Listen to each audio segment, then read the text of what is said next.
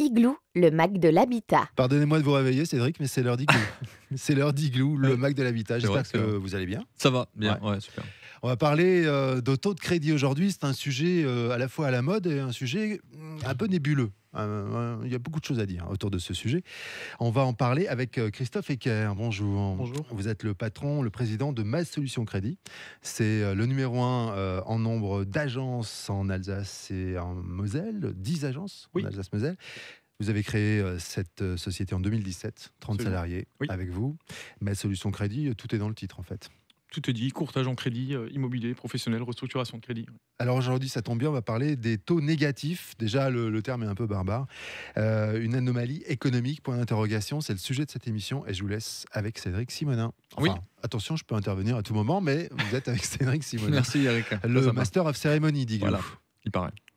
Oui, on a encore eu une évolution des taux cet été qui descendent et qui descendent encore et qui descendent tellement qu'ils sont devenus négatifs. Alors, est-ce que ça veut dire que la banque finalement va me donner de l'argent si j'emprunte chez elle? On n'en est pas encore là. C'est le cas ailleurs en Europe, c'est notamment le cas au Danemark, où aujourd'hui, quand on emprunte une certaine somme, on rembourse finalement moins à la fin, puisque les taux sont négatifs, effectivement. En France, le législateur interdit ça. Un emprunteur est obligé de restituer son capital.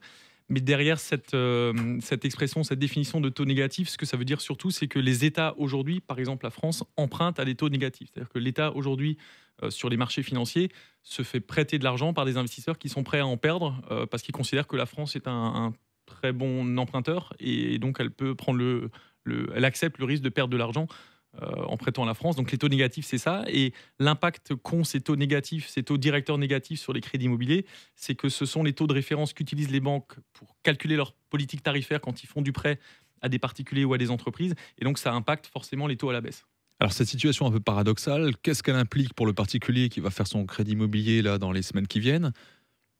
Il a un énorme avantage à en tirer puisque les taux sont très très bas. Vous parliez de baisse de taux là cet été. On a effectivement eu un barème des taux de l'un de nos partenaires bancaires tout récemment. Aujourd'hui, sur 25 ans, on emprunte à moins d'1%. Sur des très bons profils, on peut trouver du 0,85%. C'est absolument inédit. Je fais ce métier depuis 12 ans.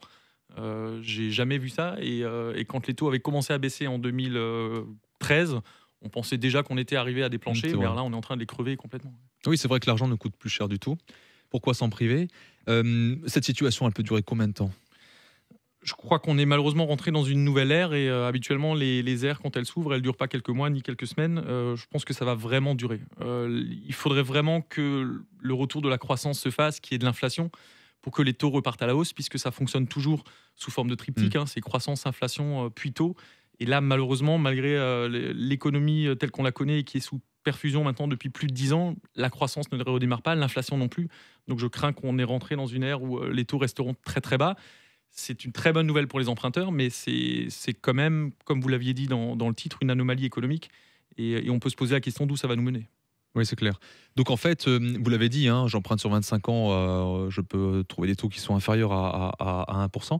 Est-ce que ça veut dire que les banques prêtent toujours aussi facilement qu'elles l'ont fait auparavant? Elles le prêtent même plus facilement dans ce contexte-là que précédemment. Aujourd'hui, les banques ont des marges sur les crédits qui sont effectivement très faibles, mais c'est presque devenu plus intéressant aujourd'hui pour une banque de prêter que de collecter de l'argent.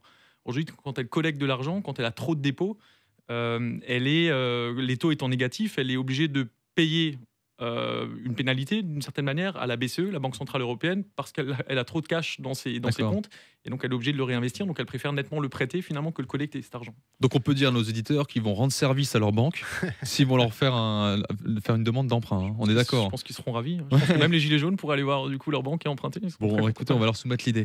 En tout Euh, cas, depuis quelques temps, on n'arrête pas de dire c'est le moment d'emprunter, donc le moment d'acheter. On peut le redire encore, et on va, si j'ai bien compris, le redire encore pendant longtemps. Oui, complètement. Complètement. C'est absolument inédit ce qui se passe. Et je fais partie d'une génération où nos parents nous racontaient qu'ils avaient emprunté à 15, 16, 17%.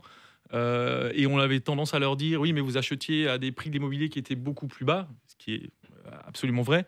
Aujourd'hui, les prix de l'immobilier sont beaucoup plus élevés.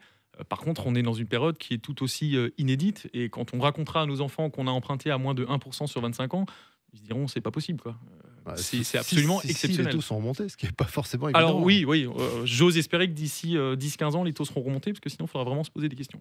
Bon, sachant que le côté pervers de cette situation, c'est qu'effectivement, ça maintient quand même les prix de l'immobilier de manière assez importante.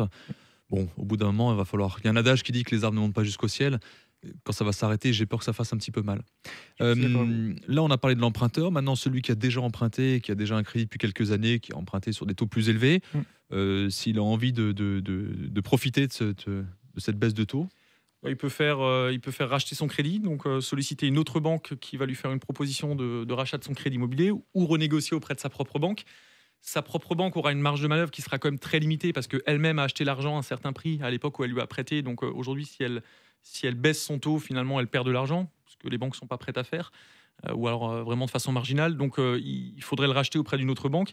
Et aujourd'hui, à partir d'une différence de 0,7% entre le taux actuel du client et le taux qu'il pourrait obtenir, un rachat est intéressant. Donc si je reprends mon taux de référence de tout à l'heure, disons 1% sur 25 ans, tous les emprunteurs qui ont aujourd'hui des taux supérieurs à 1,5, 1,7% et sur lesquels il resterait 20 ans, c'est intéressant de les racheter. Et moi, je suis convaincu qu'il y a beaucoup de crédits de ce type-là encore en circulation. Et ça se fait facilement de banque à banque? Il y a pas ça se fait facilement. Alors, principalement avec l'aide d'un courtier. Je ne prêche pas du tout pour ma paroisse, mais c'est quand même beaucoup plus facile quand on s'adresse à un courtier, nous ou un autre d'ailleurs, pourvu qu'il fasse son travail correctement. Mais ça se fait assez facilement. Ouais. Très bien. C'est tout? Ouais. C'est parfait. Voilà. Vous avez été très clairs tous les deux. On va vous retrouver très bientôt dans Igloo. Très bien. Vous venez quand vous voulez, Christophe. Merci. Merci Cédric Simonin. Merci Eric. Et Igloo, c'est sur topmusic.fr, sur le site de Trianon Résidence et aussi sur Facebook Igloo on Air. C'était le Mac de l'Habitat. À très vite.